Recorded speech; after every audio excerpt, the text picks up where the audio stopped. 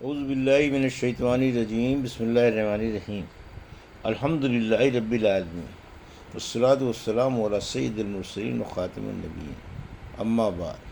صحیح بخاری، باب فضائل اصحاب النبی،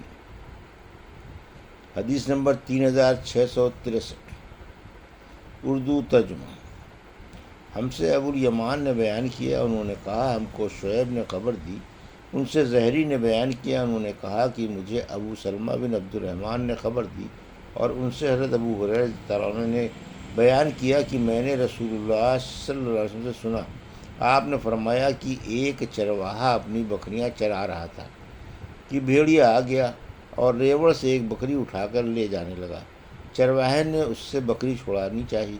تو بھیڑیا بول پڑا، درندوں والے دن میں اس کی رکھوالی کرنے والا کون ہوگا، جس دن میرے سوا اور کوئی چرواہا نہ ہوگا۔ اسی طرح ایک شخص بیل کو اس پر سوار ہو کر لیے جا رہا تھا، بیل اس کی طرف متوجہ ہو کر کہنے لگا کہ میری پیدائش اس لیے نہیں ہوئی ہے، میں تو کھیتی باڑی کے کاموں کے لیے پیدا کیا گیا ہوں۔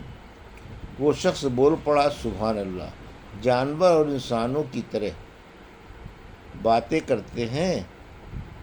آنس صلی اللہ علیہ وسلم نے فرمایا کہ میں ان واقعات پر ایمان لاتا ہوں، اور ابو بکر اور عمر بن خطاب رضی اللہ عنہ بھی۔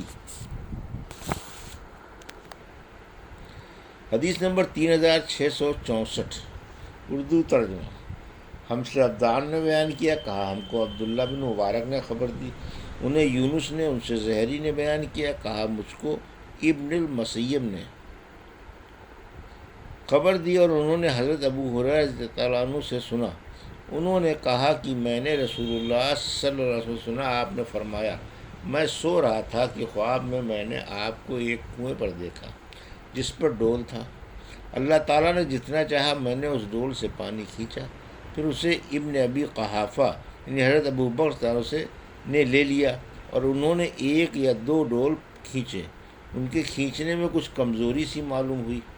اللہ ان کی اس کمزوری کو معاف فرمائے۔ پھر اس ڈول نے ایک بہت بڑے ڈول کی صورت اختیار کر لی، اور اسے عمر بن خطاب نے اپنے ہاتھ میں لے لیا۔ میں نے ایسا شہزور پہلوان آدمی نہیں دیکھا جو عمر کی طرح ڈول کھینچ سکتا۔ انہوں نے اتنا پانی نکالا کہ لوگوں نے اپنے اونٹوں کو حوض سے سیراب کر لیا۔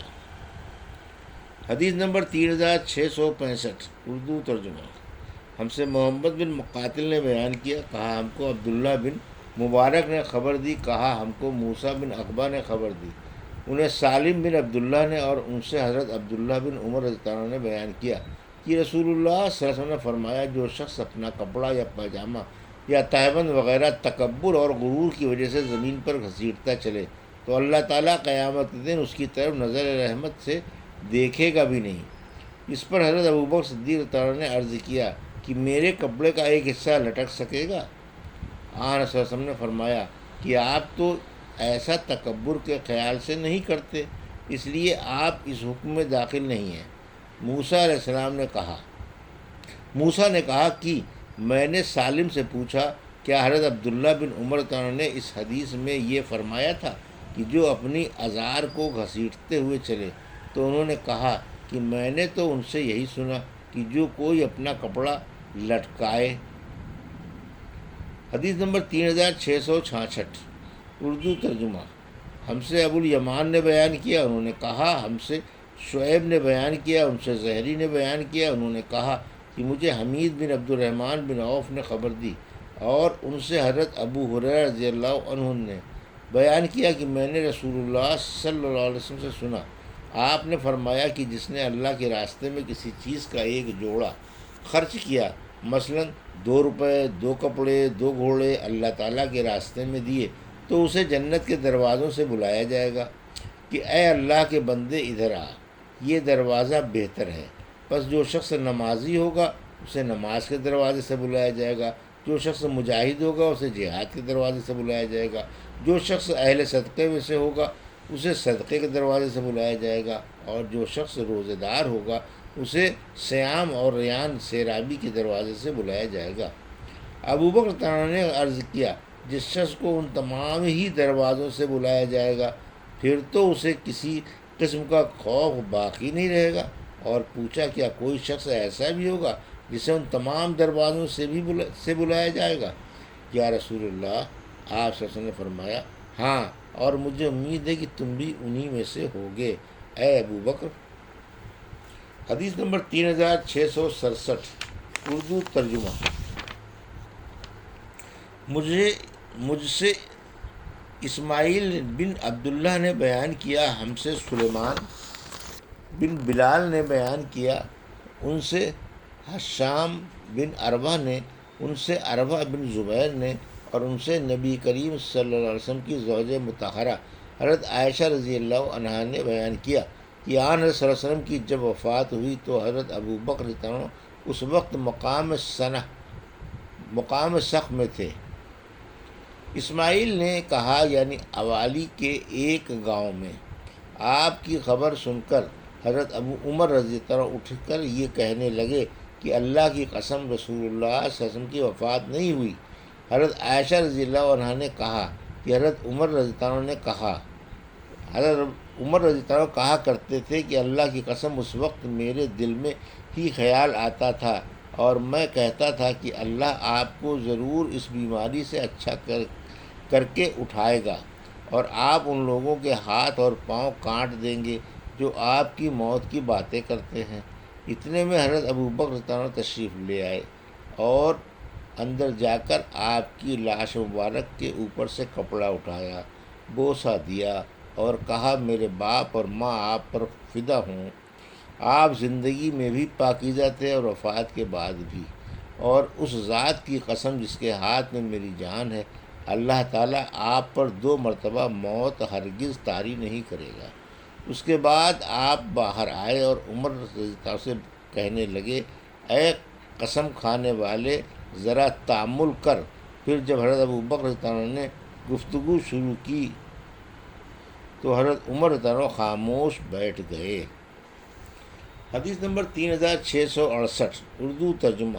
حضرت ابو بکر رضی اللہ عنہ نے پہلے اللہ کی حمد و ثنا بیان کی، پھر فرمایا، لوگوں دیکھو، اگر کوئی محمد صلی اللہ علیہ وسلم کو پوچھتا تھا، یعنی یہ سمجھتا تھا کہ وہ آدمی نہیں ہیں، وہ کبھی نہیں مریں گے، تو اسے معلوم ہونا چاہیے کہ حضرت محمد صلی اللہ علیہ وسلم کی وفات ہو چکی ہے، اور جو شخص اللہ کی پوجا کرتا تھا تو اللہ ہمیشہ زندہ ہے، اسے موت کبھی نہیں آئے گی۔ پھر ابو بکر رضی اللہ عنہ نے سورہ زمر کی یہ آیت پڑھی، اے پیغمبر، تو بھی مرنے والا ہے اور وہ بھی مریں گے، اور اللہ تعالیٰ نے فرمایا کہ محمد صلی اللہ علیہ وسلم صرف ایک رسول ہیں،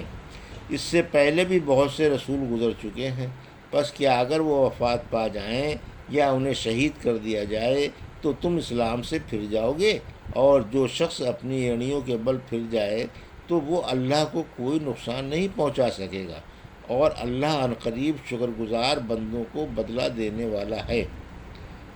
راوی نے بیان کیا کہ یہ سن کر لوگ پھوٹ پھوٹ کر رونے لگے۔ راوی نے بیان کیا کہ انصار ثقیفہ بنی سعدہ میں سعد بن عبادہ رضی اللہ عنہ کے پاس جمع ہو گئے اور کہنے لگے کہ ایک امیر ہم میں سے ہوگا اور ایک امیر تم یعنی مہاجرین میں سے ہوگا، دونوں مل کر حکومت کریں گے۔ پھر ابو بکر رضی اللہ عنہ، عمر بن خطاب اور ابو عبیدہ بن جراح ان کی مجلس میں پہنچے۔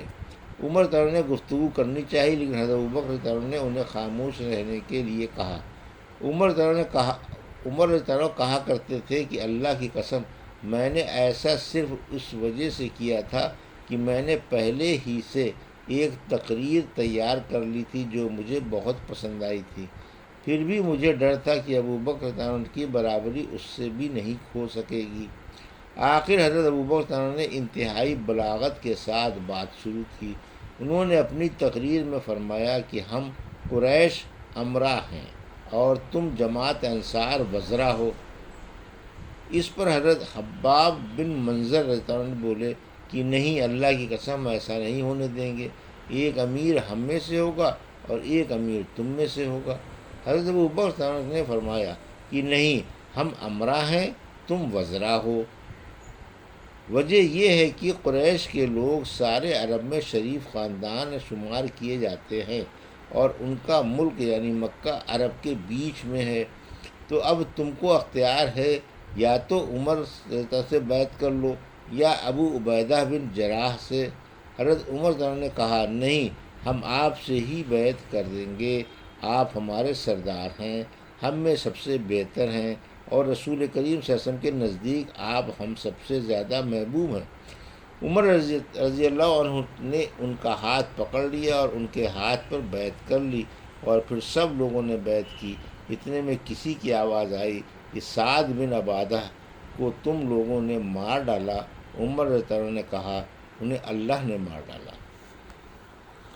یہ تھی صحیح بخاری باب فضائل اصحاب النبی کی حدیث نمبر